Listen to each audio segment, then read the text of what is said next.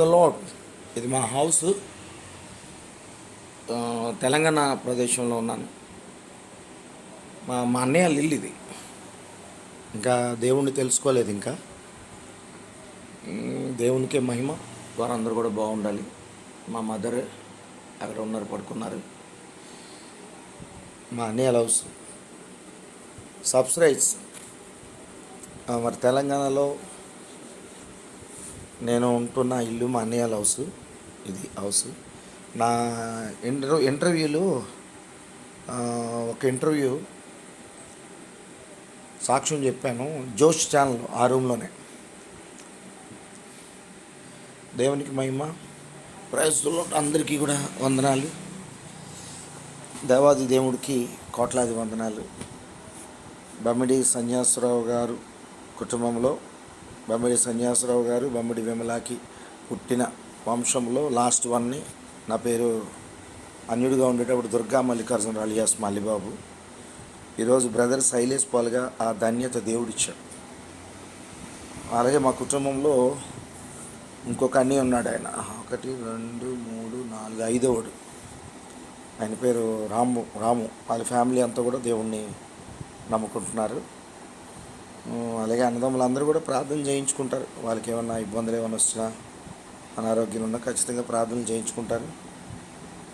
ఆ పెద్దని ఒకడే చేయించుకోడు. తగిన వాళ్ళు కేసు అని కూడా ఒక రోజు ఒకనకప్పుడు చేశాను. ఆయన ఒంట్లో బాగాలేనప్పుడు, జాండీస్ వచ్చినప్పుడు, చనిపోతారన్న స్థితికి వెళ్ళేటప్పుడు కూడా చేశాను. దేవునికి మనం ఏదైనా అందరికీ కూడా వారికి కష్టం వచ్చినప్పుడు ప్రార్థన చేయించుకుంటారు. మామూలుగా ఉంటప్పుడు మళ్ళీ మామూలే. ఏదైనా అందరూ దేవుని తెలుసుకోవాలా. Praise the Lord. దేవునికి మహిమ. మా కుటుంబం కొరకు అందరూ ప్రార్థన చేయండి. మరి నేను, నా భార్య సీఎం కుమారి బాగా అందరి కొరకు ప్రార్థిస్తున్నాం. మీరు కూడా ప్రార్థన చేయండి. మా కుటుంబాలు అందరూ బాగుండాలి. మా పెద్దని కుటుంబం కానీ, కేసని కుటుంబం కానీ, అమ్మజ కుటుంబం కానీ, గోవిందని కుటుంబం కానీ, రామని కుటుంబం కానీ, శ్రీనని కుటుంబం అందరూ బాగుండాలి. నేను మాత్రం దేవుళ్ళో ఎదుగుతూ ముందుకు వెళ్ళాలి. వాళ్ళు కూడా దేవుణ్ణి తెలుసుకోవాలి. దేవునికి స్తోత్రం. ముఖ్యంగా నా విషయం అయితే దేవుడు నాకు నా భార్యకు మంచి ఆరోగ్యం ఇచ్చి దేవుడి సేవలో వాడుకోవాలి. నా అక్కర్లన్నీ ఆయన ఎరిగిన వాడు కనుక మత్తయి సువార్త 6వ అధ్యాయంలో 8వ వచనంలో ఉంటాయి. నీ అక్కర్లన్నీ నేను ఎరిగిన వాడిని అంటాడు దేవుడు. నేను దేవుడు రాజ్యాన్ని మాత్రం వెతుకుతాను కనుక నా అక్కర్లన్నీ తీర్చేవాడు ఆయన. నాకైతే గొంతమ్మ కోరికలు లేవు.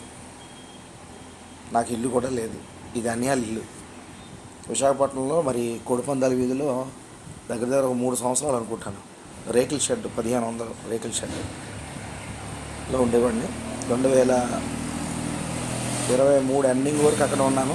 24లో నేను మళ్ళీ షిఫ్ట్ అయిపోయాను. దేవునికి మహిమ. అందరూ ప్రార్థన చేయండి.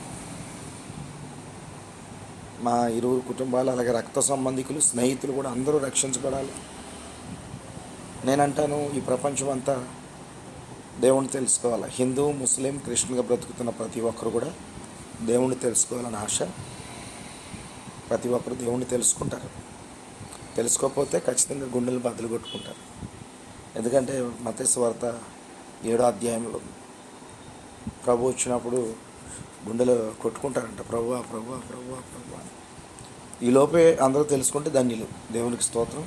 ఆయన రాకడ చాలా దగ్గరగా ఉన్నది, సమీపంగా ఉన్నది. మత్తయి సువార్త 24:33 ప్రకారం ఆయన త్వరలో వస్తున్నాడు. ప్రకటన గ్రంథం 22వ అధ్యాయము 7-12 వచనం ప్రకారం ఆయన అతి త్వరలో వస్తున్నాడు, సమీపంగా ఉన్నాడు.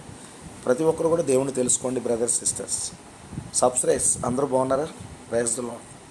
నేను ఇంకొక వీడియో చేస్తాను, మాట్లాడతాను మీతో. Praise the Lord. God bless you all.